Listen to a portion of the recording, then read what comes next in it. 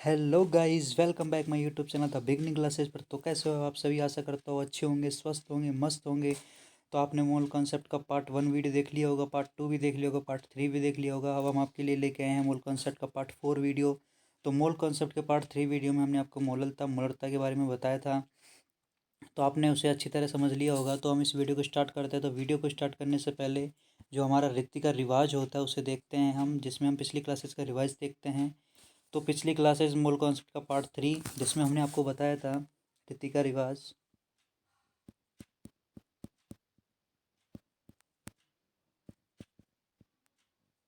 मूल कॉन्सेप्ट के part 3 video में हमने आपको बताया था मोलरता के बारे में।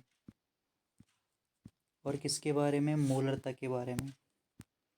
हमने आपको बताया था मोलरता है बड़ा भाई, मतलब इसे हम कैपिटल एम से प्रदर्शित करते हैं, जबकि जो मोलरता है वो है छोटा भाई, इसे हम स्मॉल एम से प्रदर्शित करते हैं। मोलरता एक मात्र राशि है। मोलरता एक मात्र राशि है जिसमें किस शब्द का प्रयोग किया जाता है? विलायक का प्रयोग किया जाता है। किसका प्रयोग किया जाता है? विलायक का प्रयोग किया जाता है। और जबकि इसके अलावा जो सभी राशियां हैं उसमें हम विलियन शब्द का प्रयोग करते हैं। क्या शब्द का प्रयोग करते हैं? विलियन का। लेकिन मोलरता, भाई मोलरता ही एकमात्र ऐसी राशि है जिसमें हम विलायक शब्द का प्रयोग करते हैं। भाई क्या करते हैं? सॉल्वेंट शब्द का प्रयोग करते हैं। क्लियर बात? आगे चले। फिर हमने आपको मोलरता का फॉर्मूला क्या बताया था? मोलरता का फार्मूला बताया था W multiple 1000 by MW multiple W इन ग्राम। ये वाला फार्मूला बताया था। और मोलरता का जो फार्मूला बताया था, मोलरता का फार्मूला बताया था वो क्या बताया था? W मल्टीपल 1000 अपॉन अणुभार multiple V in ml। Clear बात? तो हमने मोलरता और मोलरता के बारे में बताया था। और हमने आपको एक नोट भी लिखवाया था कि जिसमें हमने आपको बताया था कि मोलरता एकमात्र ऐसी राशि है जो टेम्परेचर पर डिपेंड नहीं करती है। मोलरता कैसी राशि है? जो टेम्परेचर पर डिपेंड नहीं करती है। क्लियर बात? तो ये हमने पिछले क्लासेस का आपको सार बता दिया है। अब हम स्टार्ट करते हैं अपनी नई क्लास पार्ट 4 वीडियो, जिसमें हम सीखेंगे सांद्रता प्रतिशत से। तो हेडिंग लगा लो, सांद्रता प्रतिशत से। Concentration by percentage. क्या है भाई? Concentration by percentage.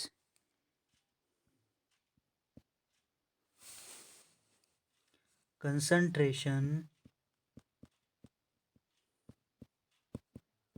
By percentage. तो हेडिंग लगा ली सभी ने, कंसंट्रेशन बाय परसेंटेज। तो सांद्रता प्रतिशत में पहले हम सीखते हैं परसेंटेज बाय मास। इसमें पहली हेडिंग है परसेंटेज बाय मास। मतलब परसेंटेज बाय मास, इसको हिंदी में क्या कहते हैं? प्रतिशत भार से। प्रतिशत भार से, परसेंटेज भार से। तो पहली हेडिंग क्या है? परसेंटेज बाय मास, प्रतिशत भार से। तो ये क्या होती है? जो परसेंटेज भार से होती है, इसका जो फार्मूला आता है उसे दर्शाते हैं हम परसेंटेज W/W। इसका मतलब क्या हो गया? विलय का भार। क्या हो गया? विलय का भार। मैं आगे लिख देता हूँ, परसेंटेज W/W। इसका मतलब क्या हो गया? विलय का भार। विलय का भार अपॉन विलियन का भार। विलियन का भार मल्टीपल 100। पहले एक साथ सबको लिख लो, फिर हम इन पे क्वेश्चंस करेंगे। क्लियर बात? तो पहला क्या है? परसेंटेज W/W, प्रतिशत भार से, जिसका फार्मूला होता है विलय का भार अपॉन विलियन का भार। देखो इसमें विलियन आ रहा है, तो सभी राशियों में विलयन आएगा। केवल एकमात्र कौन सी राशि थी जिसमें विलायक आ रहा था? वो थी मोलरता छोटा भाई। कौन था? मोलरता छोटू दादा था भाई वो। ठीक है भाई। विलय का भार अपॉन विलियन का भार मल्टीपल 100। दूसरी राशि देखते हैं। दूसरी है परसेंटेज आयतन से।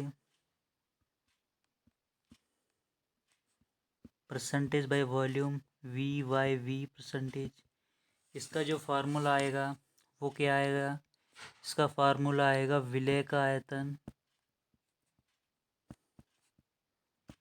विलय का आयतन अपॉन विलयन का आयतन, विलय का आयतन अपॉन विलयन का आयतन मल्टीपल 100। क्लियर बात। दूसरा फार्मूला लिख लिया क्या? परसेंटेज आयतन से विलय का आयतन अपॉन विलयन का आयतन। तीसरा है इसमें, तीसरा क्या है?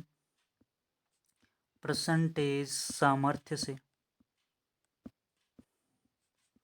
परसेंटेज सामर्थ्य से। इस सामर्थ्य ढंग से लिखना है एक बार।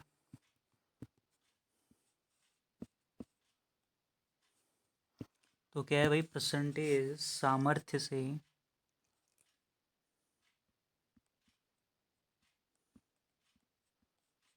परसेंटेज सामर्थ्य से इसका जो प्रदर्शित करते हैं, इसे किससे प्रदर्शित करते हैं? W/V से। इसका जो फार्मूला होगा वो क्या होगा? विलय का द्रव्यमान। अभी तो आपको बोरिंग लग रहा होगा, लेकिन जब हम क्वेश्चंस करेंगे तब आपको वीडियो में मज़ा आएगा। विलय का द्रव्यमान अपॉन विलयन का आयतन, विलयन का आयतन मल्टीपल 100। तो तीनों फार्मूले आराम से लिख लो। इन्हीं फार्मूलों पे बेस्ड हम क्वेश्चंस करेंगे। अभी तो मुझे भी पता आपको बोरिंग लग रहा होगा, लेकिन बाद में मज़ा आएगा। क्लियर बात है भाई? तो परसेंटेज आयतन से लिख लिया, सामर्थ्य से लिख लिया और प्रतिशत भार से लिख लिया। एक पॉइंट और नोट करना इसमें, क्या है भाई? जो परसेंटेज भार वाला था ये क्या होता है? विमाहीन होता है। क्या होता है भाई?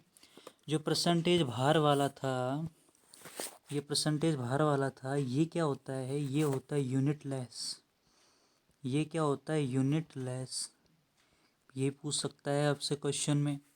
क्या यूनिट मतलब जो परसेंटेज भार वाला था उसमें मात्रक मिलेगा? इसका नहीं मिलेगा। ये मात्रकहीन होता है। क्यों होता है भाई? ऊपर भी नहीं जो द्रव्यमान आता है ग्राम में, नीचे भी ग्राम में, ग्राम से ग्राम कट जाएगा तो यूनिट लेस ही आएगा। ठीक है भाई? भाई आयतन, आयतन वाला है, आयतन भी यूनिट लेस वाला ही होगा। ये भी क्या होगा? यूनिट लेस होगा। ये भी ऊपर का आयतन ml में, नीचे का आयतन ml में, ml से ml कट जाएगा। लेकिन जो अपना सामर्थ्य वाला है इसकी जो यूनिट आएगी, इसकी यूनिट क्या आएगी? ग्राम पर ml। इसकी यूनिट क्या आएगी? ग्राम पर ml। तो आराम से नोट कर लो भाई। पहले हमने सिखाया सांद्रता प्रतिशत से, कंसंट्रेशन बाय परसेंटेज, जिसमें हम पहले सिखाया प्रतिशत भार से। प्रतिशत भार को प्रदर्शित करते हैं परसेंटेज W/W। प्रतिशत जो भार होता है वो उसकी जो विमा होती है वो क्या होती है? यूनिट लेस होती है। क्या होती है विमा भाई? यूनिट लेस होती है। फिर हमने सिखाया आपको परसेंटेज आयतन से। परसेंटेज आयतन मतलब विलय का आयतन अपॉन विलयन का आयतन मल्टीपल 100। ये भी क्या होती है भाई? ये भी होती है यूनिट लेस। कैसी होती है? ये भी होती है यूनिट लेस। फिर हमने आपको सिखाया परसेंटेज सामर्थ्य से। परसेंटेज सामर्थ्य से हमने क्या सिखाया? परसेंटेज W/V, विलय का द्रव्यमान अपॉन विलयन का आयतन मल्टीपल 100। और ये राशि क्या होती है? ये होती है इसकी जो विमा मात्रक होता है वो क्या होता है? ग्राम प्रति ml, क्योंकि उसमें विलय का द्रव्यमान आता है और एक आयतन आता है। जबकि जो ऊपर वाली जो दो राशियाँ पड़ी उनमें दोनों सेम आ रहे थे, जो ऊपर और नीचे दोनों कट जाएंगे तो वो जो उसकी जो मात्रा आएगा वो क्या आएगा? यूनिट लेस आएगा। क्लियर बात? आगे चले। तीनों फार्मूले पढ़ लिए, अब इनकी डेफिनेशंस देख लेते हैं। इनकी डेफिनेशंस देखते हैं भाई। जो परसेंटेज जो भार वाली थी, परसेंटेज W/W, इसकी जो डेफिनेशन थी वो क्या है भाई? कि 100 ग्राम विलायक में, ध्यान रखना 100 ग्राम, विलायक नहीं विलयन में, विलायक तो केवल मोललता में आएगा। 100 ग्राम विलयन में उपस्थित विलय की ग्राम में मात्रा क्या है भाई? परिभाषा 100 ग्राम विलयन में उपस्थित विलय की ग्राम में मात्रा क्या कहलाती है? क्या कहलाती है भाई? परसेंटेज भार से कहलाती है। इसकी परिभाषा क्या है? 100 ग्राम विलयन में उपस्थित विलय की ग्राम में मात्रा। दूसरी देखो भाई, परसेंटेज W/W, परसेंटेज W/W थोड़ी होगा इसका। दूसरी तो होती है अपनी क्या, परसेंटेज V/V थी। दूसरी क्या आती है? Percentage V/V। इसकी जो परिभाषा है वो क्या है भाई, इसमें वेट में आ रहा था 100 ग्राम, तो आयतन में करते 100 ml। क्या हो जाएगी इसकी परिभाषा? 100 ml विलयन में उपस्थित, 100 ml विलयन में उपस्थित विलय की, 100 ml विलयन में उपस्थित विलय की ml में मात्रा। क्या होगी भाई? 100 ml विलयन में उपस्थित विलय की ml में मात्रा। ये क्या कहलाती है? V/V कहलाती है। तीसरी परिभाषा क्या थी भाई? तीसरी परिभाषा थी परसेंटेज सामर्थ्य वाले की, परसेंटेज W/V। इसकी डेफिनेशन क्या लिखेंगे? इसकी डेफिनेशन लिखेंगे कि भाई आयतन कितना है? 100 ml है। 100 ml विलयन में उपस्थित विलय का द्रव्यमान क्या है भाई? इसकी परिभाषा क्या हो जाएगी? 100 ml, 100 ml विलयन में उपस्थित, 100 ml विलयन में उपस्थित, 100 ml विलयन में उपस्थित विलय की, ये विलय की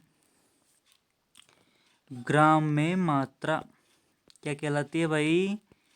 परसेंटेज W/V कहलाती है। क्या कहलाती है? 100 ml विलयन में उपस्थित विलय की ग्राम में मात्रा परसेंटेज सामर्थ्य से कहलाती है। ये तीन परिभाषा पढ़ ले, आराम से पढ़ लेना। कभी कभी ये क्वेश्चंस पूछ सकता है भाई द्रव्यमान प्रतिशत बताइए। द्रव्यमान प्रतिशत की परिभाषा उसमें से मतलब कितने ग्राम में होती है? 100 ग्राम में होती है। 100 ml, 100 ml में कितना ग्राम होता है? ये पूछ सकता है इसमें परिभाषा। क्लियर बात है भाई?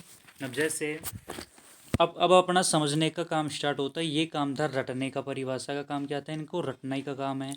अब जो समझने का काम है वो स्टार्ट होता है अब। तो आराम से ध्यान देना, अब आपको मज़ा आएगा। जैसे ये हमारे पास एक बीकर है, एक बीकर बनाते हैं हम।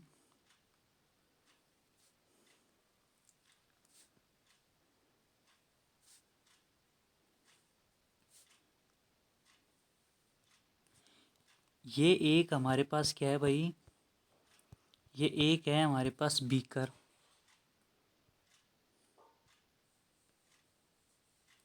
ये हमारे पास एक बीकर है।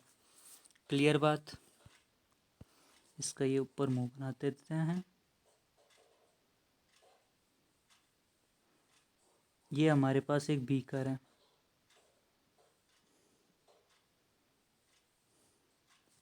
ये हमारे पास क्या है भाई? एक बीकर है। और ये हमारे पास क्या है? बीकर है, और इसमें रखी हुई है कोल्ड ड्रिंक रखी हुई है। क्या रखी हुई है भाई?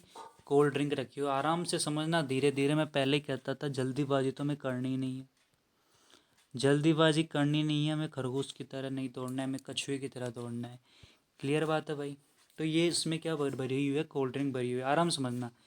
और हमको इसमें बता रखा है भाई 2% W/W शुगर। इसके ऊपर लिख रखा है, जो चिपका रखी है इसके ऊपर, और उस पर लिख रखा है 2% W/W शुगर, ऐसे लिखी हुई रहती है। तो इसका मतलब क्या हो गया? इसका मतलब क्या हो गया कि 2% W/W शुगर। तो भाई W/W की परिभाषा क्या थी? कि 100 ग्राम विलयन में उपस्थित विलय की ग्राम में मात्रा। 100 ग्राम विलयन, ठीक है भाई? 100 ग्राम विलयन में उपस्थित विलय की ग्राम में मात्रा। तो इसमें विलयन तो क्या है? कोल्ड ड्रिंक है। क्या है भाई? कोल्ड ड्रिंक क्या है? इसमें विलयन है। और विलय क्या है? इसमें शुगर है। तो इसको अपन क्या लिख सकते हैं भाई? कि इस कोल्ड ड्रिंक के 100 ग्राम में, इस कोल्ड ड्रिंक के 100 ग्राम में 2 ग्राम चीनी घुली हुई है। क्या लिख सकते हैं? यही तो लिखेंगे भाई। 2% W/W का मतलब क्या है भाई? 100 ग्राम में उपस्थित कितना विलय है? 100 ग्राम विलयन में उपस्थित विलय की ग्राम में मात्रा कितनी है? तो भाई विलयन कितना है अपने पास? कोल्ड ड्रिंक है, कोल्ड ड्रिंक को मान लिया 100 ग्राम। तो 100 ग्राम में उपस्थित विलय की ग्राम में मात्रा मतलब 2 ग्राम आ जाएगा। तो इस कोल्ड ड्रिंक के इस कोल्ड ड्रिंक के 100 ग्राम में 2 ग्राम चीनी घुली हुई है। क्लियर बात। अगला समझो, अगला देखो भाई, एक और बीकर बनाते हैं हम।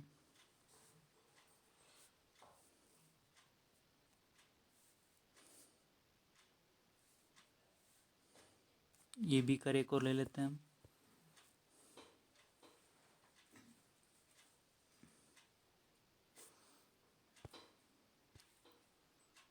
एक सेकंड यार, गलत बन गया ये। अच्छी तरीके से बनाते हैं, साफ सुथरा।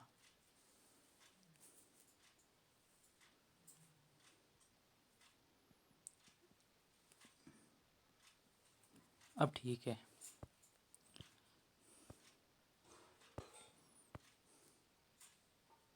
हाँ भाई, ये हमारे पास एक बीकर है जिसमें भरी हुई है C2H5OH।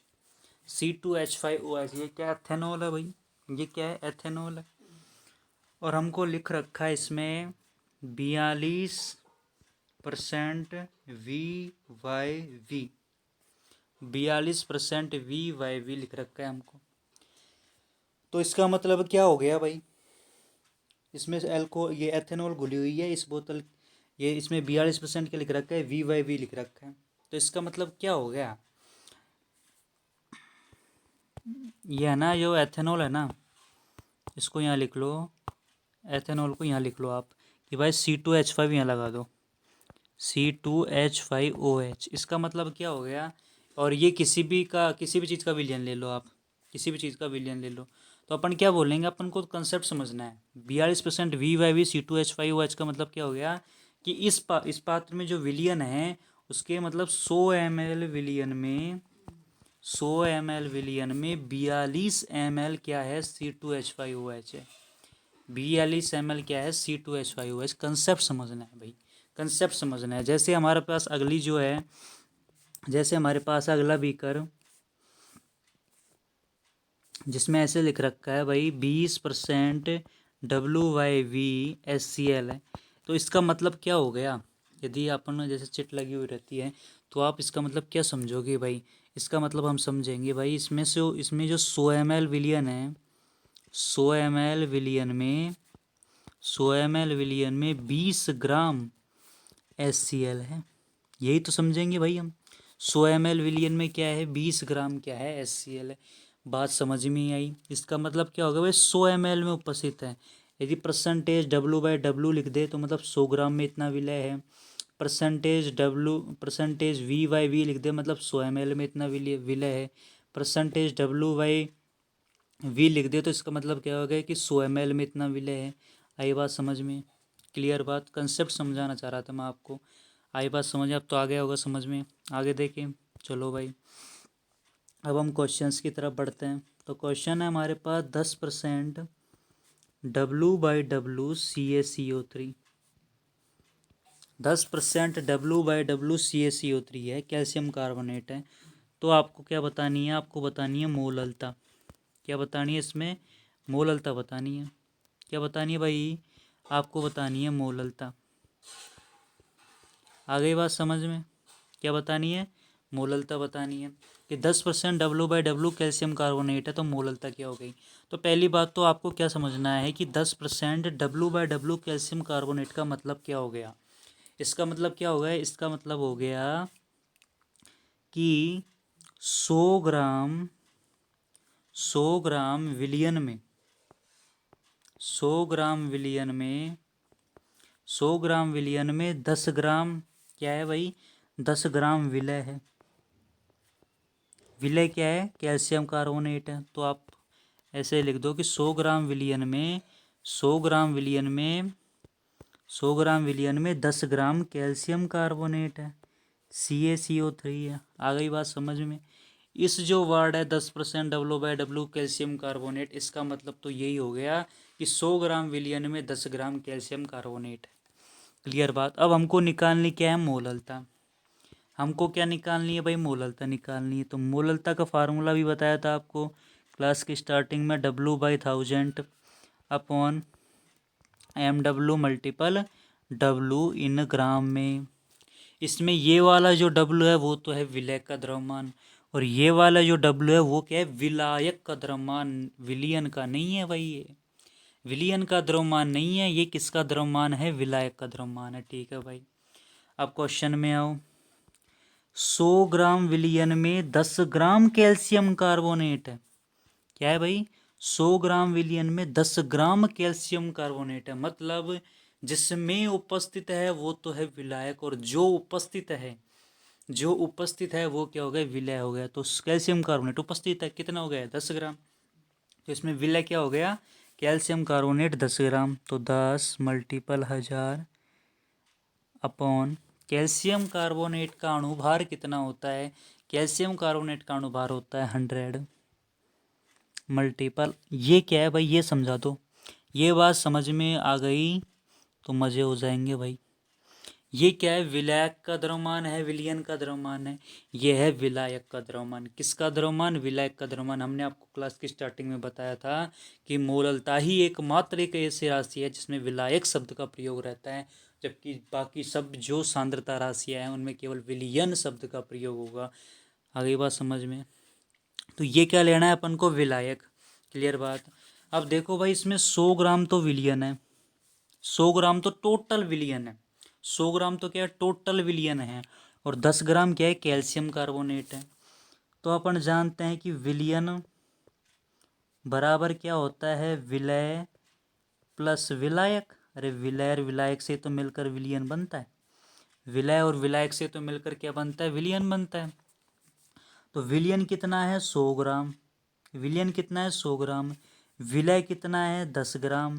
तो जो अपना विलायक तो 90 आ जाएगा, विलायक तो 90 ग्राम आ जाएगा। तो विलायक की जगह रख दो 90 ग्राम, और इसको हल कर लो तो हमारा आंसर होगा 1.11 m। आ गई समझ में बात, क्लियर हो गया। आराम से समझो, वापस देखो कि 10% W/W कैल्शियम कार्बोनेट दे रखा था, और हमसे पूछा था कि मोलरता क्या है इसकी। ठीक है भाई, तो पहले तो हमने 10% W/W का भावार्थ समझा। इसका मतलब क्या है, इसका मतलब होता है भाई 100 ग्राम विलियन में 10 ग्राम कैल्शियम कार्बोनेट है। फिर हमने मोलरता का सूत्र जानते हुए W multiple 1000 upon MW multiple W इन ग्राम में। इसमें जो ये वाला W है, इसमें जो ये वाला W है वो तो क्या है, विलायक का द्रव्यमान, और ये क्या है, विलय का द्रव्यमान। भाई विलय हम पहचान गए, विलय क्या है, इसमें 10 ग्राम है, और विलय कितना आ गया भाई, 100 ग्राम विलियन है, और इसमें 10 ग्राम विलय है, तो विलय कितना हो जाएगा, 90 ग्राम हो जाएगा। फिर हल कर लेंगे तो हमारा आंसर आ जाएगा। क्लियर बात। आगे चले, आगे करते हैं क्वेश्चन। अगला हमारा क्वेश्चन है 5% 5%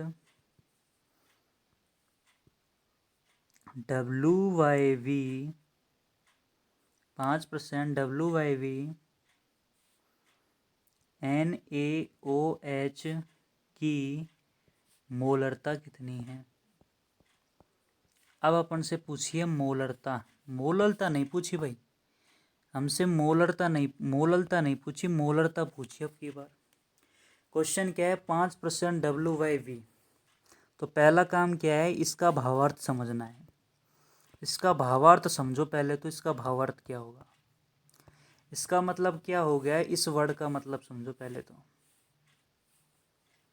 इस वर्ड का मतलब हो गया कि इस विलियन के 100 ml विलियन में क्या हो गया भाई, 100 ml विलियन में 100 ml विलियन में 100 ml विलियन में 100 ml विलियन में क्या है भाई, 100 ml विलियन में है 5 ग्राम सोडियम हाइड्रोक्साइड। 100 ml विलियन में 5 ग्राम सोडियम हाइड्रोक्साइड है। और फिर हम जानते हैं मोलरता का फार्मूला क्या होता है भाई, मोलरता का जो फार्मूला होता है वो होता है, मोलरता बड़ा भाई W multiple 1000 upon MW multiple आयतन किसमें, VmL में। अरे ये विलायक का आयतन है क्या, नहीं, ये है विलियन का आयतन, क्योंकि मोललता एकमात्र ऐसी राशि है जिसमें ही विलायक शब्द का प्रयोग रहता है, जबकि बाकी जो सांद्रता राशियां है उसमें विलियन शब्द का प्रयोग होगा। क्लियर बात। अब देखो भाई, मोललता का फॉर लगाई अपन ने। विलय का द्रव्यमान कितना है, विलय कितना है भाई, 5 ग्राम सोडियम हाइड्रोक्साइड उपस्थित है इसमें, ठीक है भाई, मल्टीपल 1000। सोडियम हाइड्रोक्साइड का अणुभार कितना होता है, 40 होता है, ये तो जानते हैं अपन। विलियन का आयतन, विलियन 100 ml, विलियन का आयतन कितना आ रहा है भाई, 100 ml आ रहा है। तो काटा पिटी कर दो। काटा पिटी करने पर हमारा जो आंसर आएगा, जो मोललता आएगी वो कितनी आएगी, 5/4। अरे अब तो आपसे क्वेश्चंस बनने लग गए होंगे, समझ में आया होगा। क्लियर बात, आगे चले। चलो भाई, अब एक क्वेश्चन और देखते हैं। अच्छा क्वेश्चन है ये वाला। क्वेश्चन है हमारे पास 4.6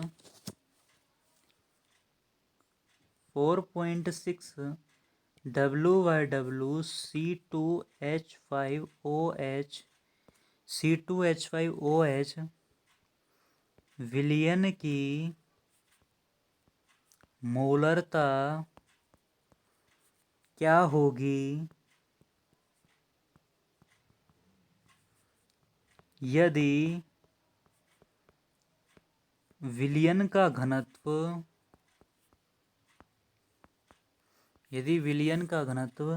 1.2 ग्राम पर ml हो। क्वेश्चन समझो भाई, क्या है क्वेश्चन। क्वेश्चन हमसे कह रहा है कि 4.6 W/W C2H5OH दे रखा है हमको। विलियन की मोलरता क्या होगी यदि विलियन का घनत्व 1.2 ग्राम पर ml हो। ये हमको क्वेश्चन दे रखा है।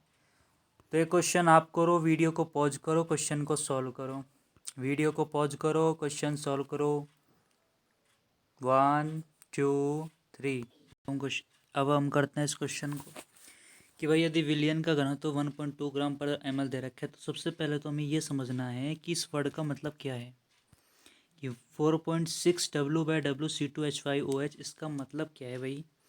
इसका मतलब है कि 100 ग्राम विलियन में 4.6 ग्राम C2H5OH है। क्या है भाई इस वर्ड का मतलब भाई, 100 ग्राम विलियन में 4.6 ग्राम क्या है, C2H5OH है। इस वर्ड का मतलब तो ये हो गया। लेकिन हमसे इस क्वेश्चन में क्या पूछ रहा है, मोलरता पूछ रहा है। तो मोलरता के लिए हमें आयतन पता होना चाहिए, ठीक है भाई। अब आयतन कैसे आए, सोचो, दिमाग लगो। फिर हमें दे रखा है भाई, एक चीज़ और दे रखी है हमको इसने, भाई घनत्व दे रखा है। तो घनत्व से आयतन आ सकता है, घनत्व से आयतन आ सकता है। घनत्व से कैसे आएगा, कि घनत्व का सूत्र क्या होता है, घनत्व बराबर क्या होता है भाई, द्रव्यमान बटे आयतन होता है। घनत्व का सूत्र क्या होता है, घनत्व बराबर द्रव्यमान बटे आयतन। घनत्व कितना दे रखा है अपन को, 1.2। अब आयतन किसका चाहिए, आयतन किसका चाहिए, विलियन का चाहिए, क्योंकि मोलरता में विलियन वर्ड का उपयोग रहता है। तो हमें आयतन तो विलियन का चाहिए भाई। अपन मोलरता का फार्मूला क्या है, W×1000/mw गुणा V/ml, जिसमें V किसका होता है, विलियन का आयतन रहता है। तो विलियन का आयतन चाहिए, तो हमें इस द्रव्यमान में विलय का द्रव्यमान लेंगे कि विलियन का द्रव्यमान लेंगे। ये तो हम विलियन का ही लेंगे भाई, क्योंकि हमें आयतन विलियन का चाहिए, तो द्रव्यमान भी विलियन का लेंगे। विलियन का द्रव्यमान को ही तो हम आयतन में चेंज कर रहे हैं। तो भाई 100 ग्राम विलियन का द्रव्यमान ले लिया अपॉन आयतन। तो हमारे पास जो आयतन आएगा वो कितना आ रहा है, आयतन आएगा हमारे पास 83.33। 83.33 हमारे पास आयतन आ गया। अब हमारे पास ये आयतन किसका है, विलय का है कि विलियन का है, भाई विलियन का आयतन है। किसका आयतन है, विलियन का आयतन है। अब मोलरता का फार्मूला लगा दूं। मोलरता का फार्मूला क्या है, W×1000 अपॉन MW×VML, विलियन का आयतन। अब भाई विलय का द्रव्यमान कितना है, 4.6 ग्राम। विलय का आयतन कितना है, विलय का आयतन कितना है, 4.6 ग्राम। आगे चलो, तो विलय का द्रव्यमान रख दो 4.6 ग्राम मल्टीपल 1000 अपॉन विलय क्या है भाई, एथेनॉल है। तो एथेनॉल का जो आयतन, एथेनॉल का जो अणुभार होगा वो कितना होगा, 46 होगा। और विलियन का आयतन, विलियन का आयतन अभी हमने निकाला था, कितना आ रहा था 83.33 आ रहा था। क्लियर है भाई। तो आयतन को यहाँ रख दो 83.33 बराबर हमारा जो आंसर आएगा वो आएगा 1.2 मोलर। आ गई बात समझ, बिल्कुल इजी क्वेश्चन है। आपको अगर कंसेप्ट समझ में आया होगा तो आपने क्वेश्चन आसानी से कर लिए होगे मेरे करने से पहले ही। क्लियर बात। तो हमने आपको 2 क्वेश्चन करवा दिए, इसके 2 क्या 3 क्वेश्चन करा दिए हमने आपको। अब हम नया टॉपिक स्टार्ट करते हैं। जो नया टॉपिक है वो भी क्लास 12th में पढ़ने को मिलेगा। वो क्या है हमारा, मोल प्रभाज। नया टॉपिक क्या है भाई, मोल प्रभाज। मोल प्रभाज जिसको हम बोलते हैं मोल फ्रैक्शन।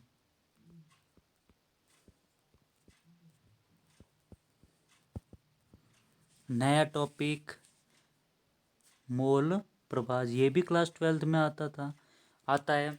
और जो हमने जो सांद्रता बाय परसेंटेज सीखा था वो भी क्लास 12th में आता है।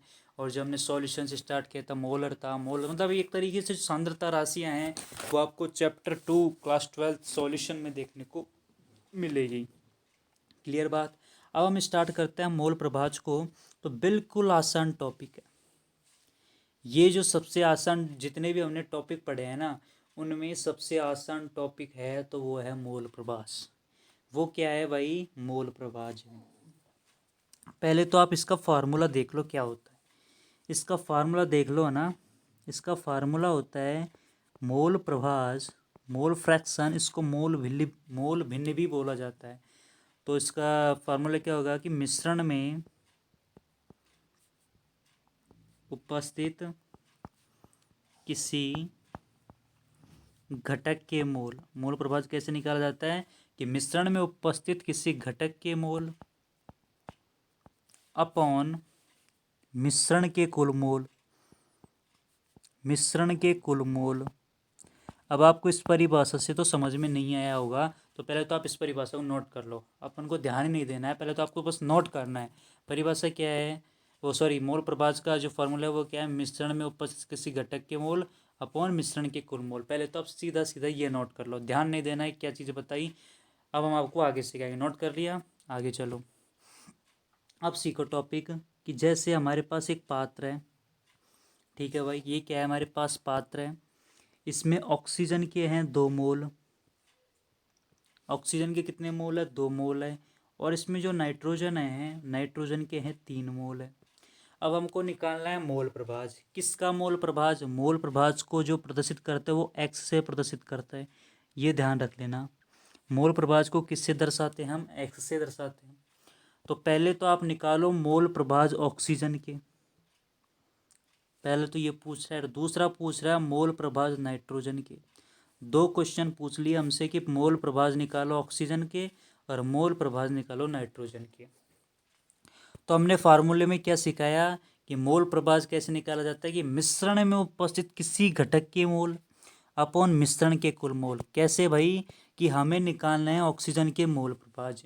तो इस मिश्रण में ऑक्सीजन के मोल कितने हैं, ऑक्सीजन के हैं मोल 2 लिख दिया, अपॉन कुल मोल कितने हैं 5।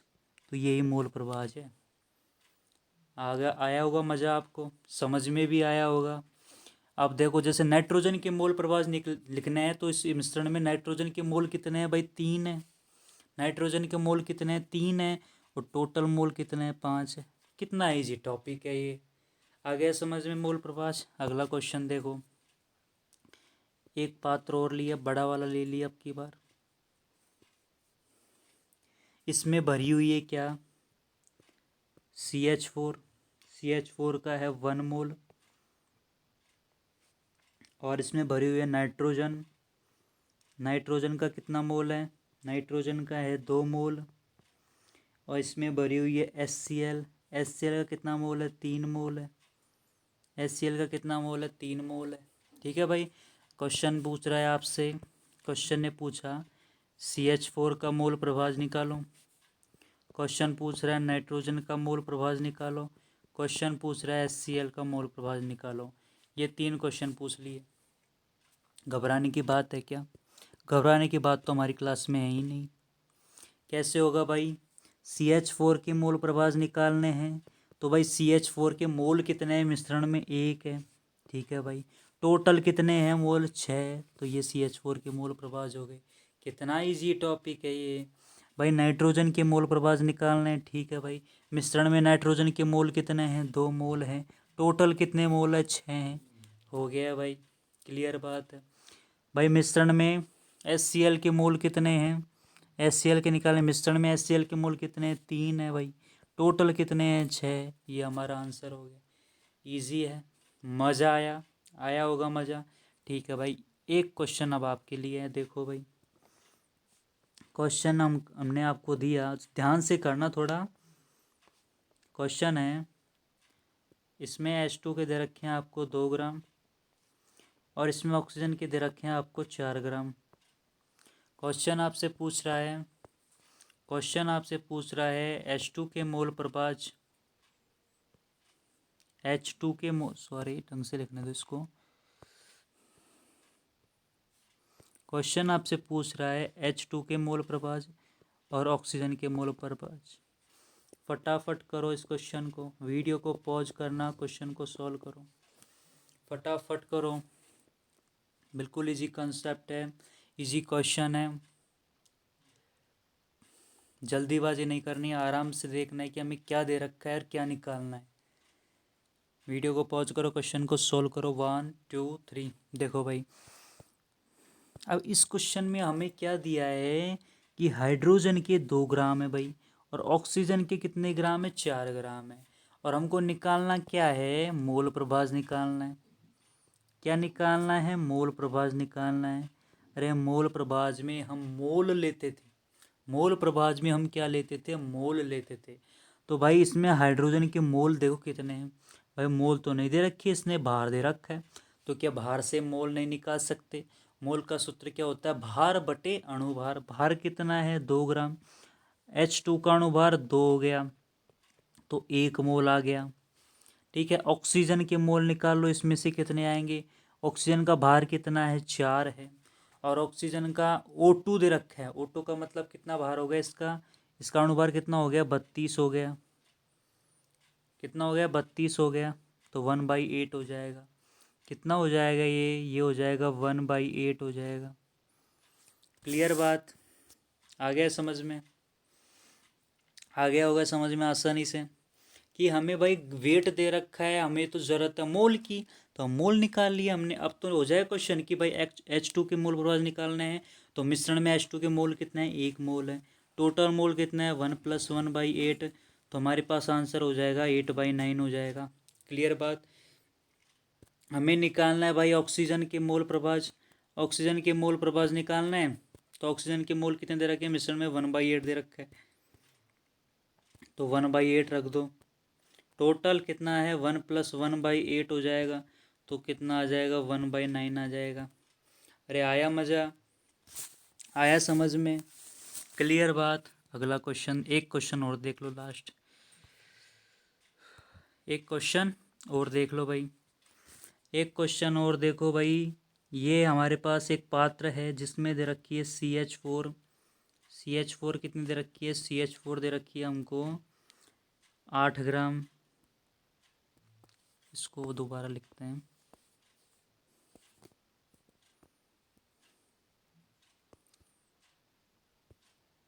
ये हमारे पास एक पात्र है, ठीक है। पात्र में CH4 कितनी है? CH4 है 8 ग्राम। CH4 कितनी है? 8 ग्राम। ठीक है, 8 ग्राम। और इसमें नाइट्रोजन है। नाइट्रोजन का कितना मोल है? 1 मोल है। नाइट्रोजन 1 मोल है। और NH3 कितनी है? NH3 कितनी है? 17 ग्राम है। मतलब इसमें 8 ग्राम तो हमको दे रखा है मैथेन और एन नाइट्रोजन का दे रखा है 1 मोल और NH3 दे रखा है 17 ग्राम। क्वेश्चन हमसे पूछ रहा है कि CH4 का मोल प्रभाज निकालो, नाइट्रोजन का मोल प्रभाज निकालो, NH3 का अमोनिया का मोल प्रभाज निकालो। ये हमसे क्या पूछ रहा है, क्वेश्चन ने पूछा है। आप देखो, वीडियो को पॉज करो, क्वेश्चन को सॉल्व करो, वीडियो को पॉज करो, क्वेश्चन सॉल्व करो। 1 2 3। देखो भाई, CH4 का हमसे मोल प्रभाज पूछा है, तो CH4 का मोल प्रभाज निकालने क्या चाहिए कि भाई CH4 के मिश्रण में मोल कितना है भाई, 8 ग्राम दे रखा है इसने। तो मोल बराबर कैसे निकालेंगे, मोल बराबर होता है भार बटे अनुभार। तो CH4 का अनुभार कितना हो जाएगा, 16, तो 1/2 हो जाएगा इसका। तो मोल कितना आ गया, 1/2। टोटल मोल कितना है भाई, 1/2, प्लस नाइट्रोजन का है 1 मोल, और 17 ग्राम अमोनिया दे रखा है, इसको भी मोल में चेंज कर लो। मोल में कैसे चेंज करेंगे भाई, 17। NH3 का अनुभार कितना होता है, 17, इसका कितना आ रहा है, 1 मोल ही आ रहा है, इसका भी कितना आ रहा है, 1 मोल ही आ रहा है, तो 1 मोल हो जाएगा। होएगा कि नहीं होएगा, बोलो हो जाएगा। क्लियर बात। अब इसको सॉल्व कर लेना, कितना आएगा भाई, 1/2 अपॉन लेस 1 + 2 + 2, इसको सॉल्व कर लेना, आंसर आ जाएगा। अब इसी तरह अब यदि हमें निकालना है N2 के मोल, किसके, XN2 के, मतलब N2 के मोल प्रभाज निकालने हैं। तो N2 के मोल देखो कितने हैं, मिश्रण में 1 मोल है, तो लगा दो सूत्र में 1 मोल, अपॉन टोटल मोल कितने हैं, टोटल मोल है 1/2 + 1 + 1, कितने हैं भाई, 1/2 + 1 + 1, इसको सॉल्व कर लेना, आंसर आ जाएगा। फिर हमें किसका निकालना है मोल प्रभाज, NH3 का निकालना है, NH3 का निकालना है। तो NH3 के मोल मिश्रण में कितने हैं, NH3 के मोल है 1 मोल है NH3 का भी, तो 1 अपॉन टोटल मोल 1/2 + 1 + 1, इसका सॉल्व कर लेना, आंसर आ जाएगा। भाई क्या करना है, सार क्या है इस मोल प्रभाज का, मोल प्रभाज का सार ये है कि हमें किसी भी घटक का मोल प्रभाज निकालना हो तो हमें क्या करना है, उस घटक के मोल देखने, मिश्रण में उस घटक का मोल कितना दे रखा है अपॉन टोटल मोल का भाग दे देना है। उस घटक के मोल कितने हैं अपॉन टोटल मोल का भाग दे देना है। और यदि हमें ग्राम में दे रखा है, यदि हमें कोई जो तत्व है, यौगिक है, वो ग्राम में दे रखा है तो उसका मोल चेंज कर लेंगे। यदि हमें कोई लीटर में दे रखा है, भाई ऐसे लिख दिया कि STP पर 5.6 लीटर है, तो उसको हम मोल में चेंज कर लेंगे। जैसे मैं आपको एक क्वेश्चन होमवर्क में देता हूँ, इस क्वेश्चन का जवाब आप मुझे कमेंट सेक्शन में देना। बिल्कुल इजी क्वेश्चन है, बस आपको तो मोल निकालना है। इसमें क्या निकालना है, मोल ही तो निकालना है। क्वेश्चन है हमारे पास कि CH4 है, CH4 बराबर, CH4 का लिख रखा है इसमें STP पर 5.6 लीटर दे रखा है। तो अब STP पर 5.6 लीटर दे रखा है, तो हमने इसका मोल निकालना बताया था। मोल बराबर आयतन अपन 22.4 लीटर, तो आयतन कितना दे रखा, 5.6, 5.6 में 22.4 का भाग दे दो तो मोल आ जाएगा। अब जैसे हमने दूसरा दिया, इसमें सल्फर डाइऑक्साइड, इसके दे रखे हैं 0.5 मोल, ये तो पहले से मोल दे रखा है, इसे चेंज करने की ज़रूरत ही नहीं है। जैसे हमारे पास मैथेन है CH4,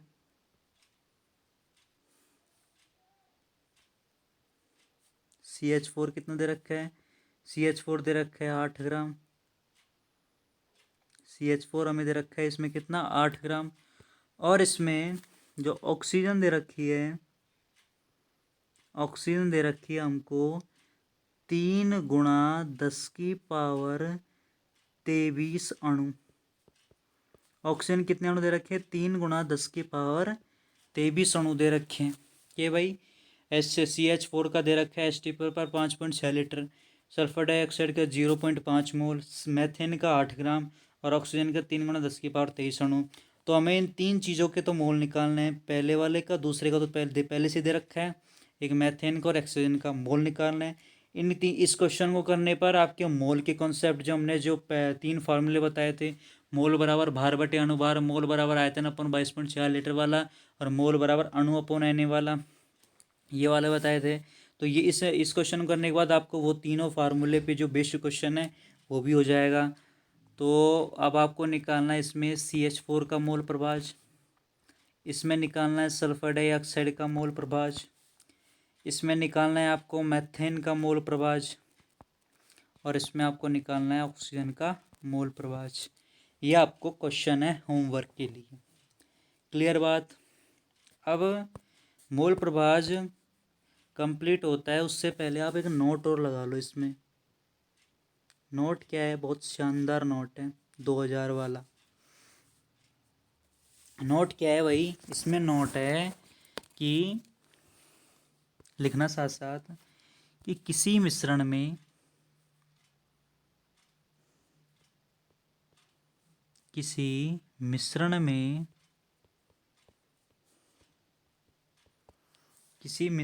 सभी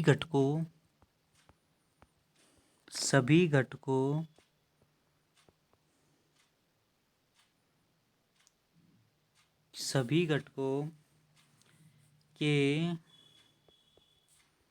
मोल प्रभाजों का योग सदैव एक होता है। बहुत ही इम्पोर्टेंट चीज़ है भाई, बहुत ज़्यादा इम्पोर्टेंट है। XA + XB = 1 होता है।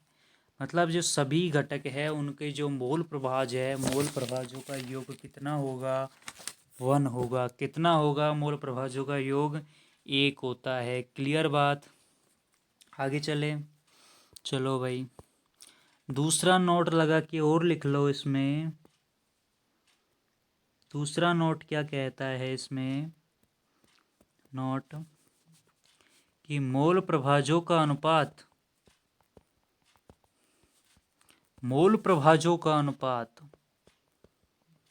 उनके वास्तविक मोलों के अनुपात के बराबर होता है। अब इन नोटों को समझ भी लो कि हमें इन नोटों का करना क्या है कि मोल प्रभाजों का अनुपात उनके वास्तविक मोलों के अनुपात के बराबर होता है। अब नोट समझो भाई। पहला नोट क्या कह रहा है कि किसी मिश्रण के सभी घटकों के मोल प्रभाजों का योग सदैव 1 होता है। मतलब जो हमने पिछले क्वेश्चंस में हमने इनमें मोल प्रभाज निकाले थे। क्या निकाले थे भाई, मोल प्रभाज निकाले थे। 1/6 मोल प्रभाज है, 2/6 मोल प्रभाज है, 3/6 मोल प्रभाज है। इन सबको जोड़कर देखो, आंसर 1 आएगा। आंसर 1 ही आएगा। अगले वाले में भी जोड़कर देख लो, सारे मोल प्रभाजों को जो हमने मोल प्रभाज निकाले उनका आंसर 1 आएगा। क्लियर बात। इस क्वेश्चन में भी निकाल के देख लो, सभी मोल प्रभाजों का योग 1 ही आएगा। और जब आप ये क्वेश्चन करोगे, इसमें जो सारे जो मोल प्रभाज आएंगे उनको जोड़ना, उनका आंसर भी क्या आएगा, 1 ही आएगा। तो पहले का आंसर, तो जो पहला नोट लिखा है उसका मतलब तो ये होगा कि किसी मिश्रण में सभी घटकों के मोल प्रभाजों का योग सदैव 1 होता है। पहले का तो जवाब ये हो गया। दूसरा क्या है कि दूसरा कह रहा है कि मोल प्रभाजों का अनुपात उनके वास्तविक मोलों के अनुपात के बराबर होता है। कहने का मतलब क्या है, जैसे हमने इसमें निकाला मोल प्रभाज XCH4 और XN2, हमने मान लो इनका मोल प्रभाज निकाल लिया। ठीक है भाई, क्या निकाला भाई, हमने निकाला XCH4, दो ही लेके हल कर रहे हैं, XCH4 XN2, इन दोनों का अनुपात।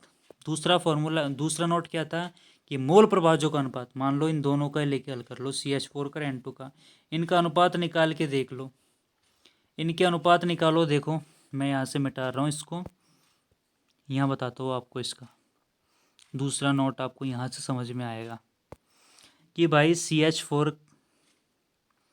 CH4 अपॉन XN2 मोल प्रभाजों का अनुपात उनके वास्तविक अनुपात के बराबर होता है। मोल प्रभाज कितना आ रहा है, 1/6 अपॉन 2/6, 1/6 अपॉन 2/6 आ रहा है।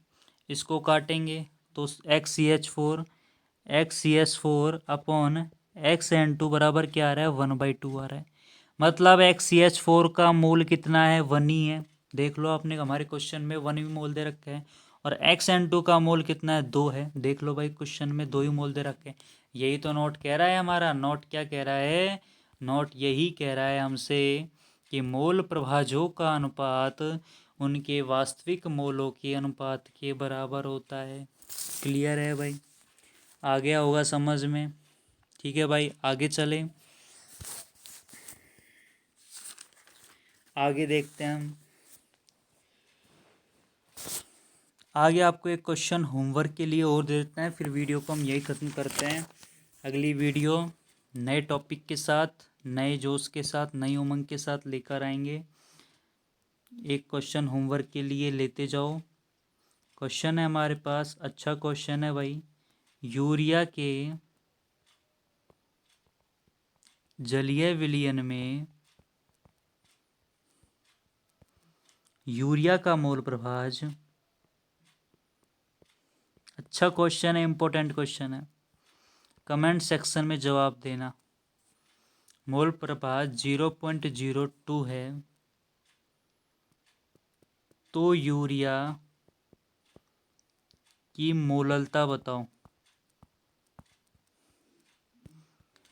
इसका जवाब मेरे को कमेंट सेक्शन में देना कि यूरिया के जलीय विलयन में यूरिया का मोल प्रभाव 0.02 है तो यूरिया की मोललता क्या होगी। तो मैंने आपको 2 क्वेश्चन होमवर्क में दिए हैं, इनका जवाब देना मेरे को कमेंट सेक्शन में। तो वीडियो को लाइक करना। Thank you very much. Good bye.